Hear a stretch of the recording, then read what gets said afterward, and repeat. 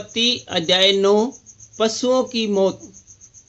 फिर यहोवा ने मूसा से कहा, फिरौन के पास जाकर कह, इब्रानियों का परमेश्वर यहोवा तुझसे इस प्रकार कहता है, मेरी प्रजा के लोगों को जाने दे कि मेरी उपासना करे, और यदि तू उन्हें जाने न दे और अब भी पकड़े रहे तो सुन, तेरे जो घोड़े, गधे, ऊंट, गाय, बैल, भेड़, बकरी आदि पशु मैदान में है, उन पर यहोवा का हाथ ऐसा पड़ेगा कि बहुत भारी मरी होगी।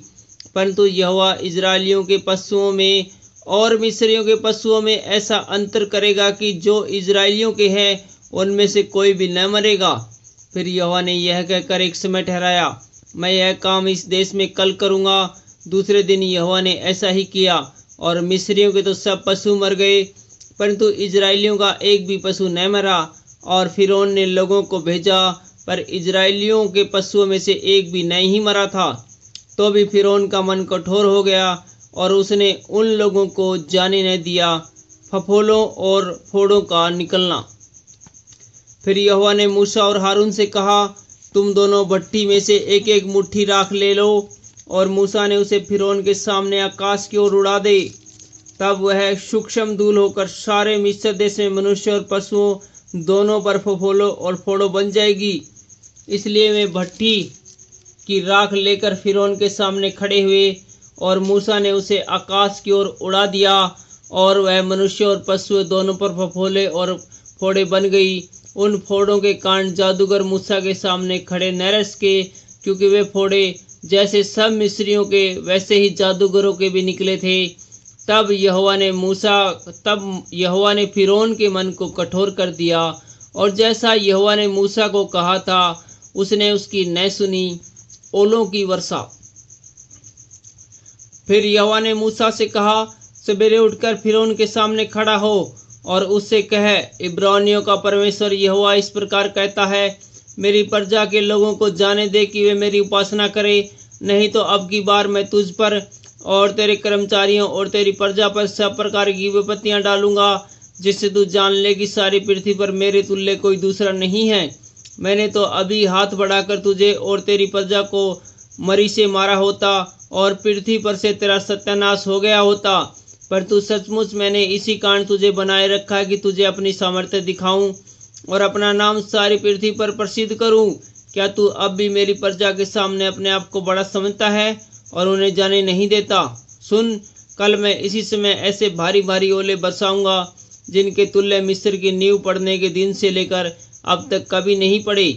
इसलिए अब लोगों को भेजकर अपने पशुओं को और मैदान में जो कुछ तेरा है सबको फुर्ती से आड़ में छिपा ले, नहीं तो जितने मनुष्य या पशु मैदान में रहे और घर में इकट्ठा न किए जाएं, उन पर ओले गिरेंगे और वे मर जाएंगे। इसलिए फिरौन के कर्मचारियों में से जो लोग यहोवा के वचन का भय मानते थे, उन्होंने अपने अपने सेवकों और पशुओं को घर में हाँक दिया, पर जिन्होंने यहोवा के वचन पर मन न लगाया, उन्होंने अपने सेवकों और पशुओं को मैदान में ही रहने दिया। तब यहोवा ने मूसा से कहा, अपना हाथ आकाश की ओर बढ़ा कि सारे मिस्र देश के मनुष्यों, पशुओं, खेतों की सारी उपज पर ओले गिरे। तब मूसा ने अपने लाठी को आकाश की ओर उठाया, और यहोवा की सामर्थ्य से मेघ गरजने और ओले बरसने लगे, और आग पृथ्वी तक आती रही। इस प्रकार यहोवा ने मिस्र देश पर ओले बरसाए। जो ओले गिरते थे उनके साथ आग भी मिली हुई थी, और वे ओले इतने भारी थे कि जब से मिस्र देश बसा था तब से मिस्र भर में ऐसे ओले कभी न गिरे थे। इसलिए मिस्र भर के ओलों से खेत, क्या मनुष्य क्या पशु जितने थे सब ओलों से मारे गए, और ओलों से खेत की सारी उपज नष्ट हो गई, और मैदान के सब वृक्ष भी टूट गए। केवल गोशेन प्रदेश में जहाँ इजरायली बसते थे ओले नहीं गिरे। तब फिरौन ने मूसा और हारून को बुलवा भेजा और उनसे कहा, इस बार मैंने पाप किया है, यहोवा धर्मी है और मैं और मेरी प्रजा अधर्मी है। मेघों का गरजना और ओलों का बरसाना तो बहुत हो गया। अब यहोवा से विनती करो, तब मैं तुम लोगों को जाने दूंगा और तुम न रोके जाओगे। मूसा ने उससे कहा, नगर से निकलते ही मैं यहोवा की ओर हाथ फैलाऊंगा, तब बादल का गरजना बंद हो जाएगा और ओले फिर न गिरेंगे। इससे तू जान लेगा कि पृथ्वी यहोवा की है। तो भी मैं जानता हूँ कि न तो तू और न तेरे कर्मचारी यहोवा का भय मानेंगे।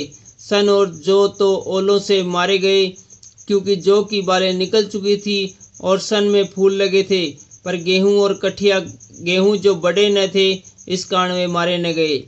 जब मूसा ने फिरौन के पास से नगर के बाहर निकलकर यहोवा की ओर हाथ फैलाए, तब बादल का गर्जना और ओलों का बरसना बंद हो गया, और फिर बहुत में भूमि पर न पड़ा।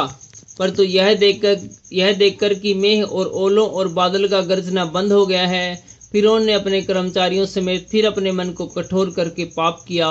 इस प्रकार फिरौन का मन हठीला होता गया, और उसने अपने इजराइलियों को जाने न दिया, जैसे कि